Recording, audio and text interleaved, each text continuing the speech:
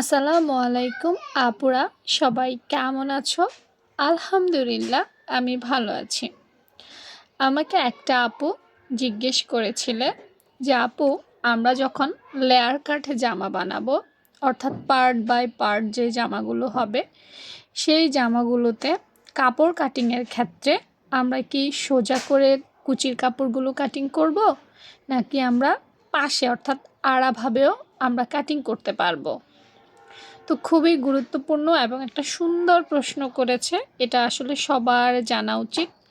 আমি যে এই বিষয়ে খুবই পণ্ডিত আমি সেটা বলবো না, তবে আমি যেহেতু এ ধরনের ফ্রক অনেক তৈরি করেছি, সেই অভিজ্ঞতাটাই তোমাদের সাথে শেয়ার করে তোমাদেরকে একটু সহযোগিতার চেষ্টা করব।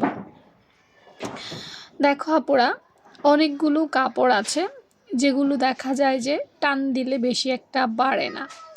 আবার কিছু কিছু কাপড় আছে, কিছু কিছু ধরো এই লেয়ার ফ্রক তুমি তৈরি করার ক্ষেত্রে খুব বড় কুচি হবে না, খুব বেশি কুচি হবে না, অথবা তোমার ওই যে বললাম কাপড়ের ভাইন ঠিক আছে, এই ধরনের কাপড়গুলোতে আড়াভাবে কুচি কাটলেও কিছুই হয় না।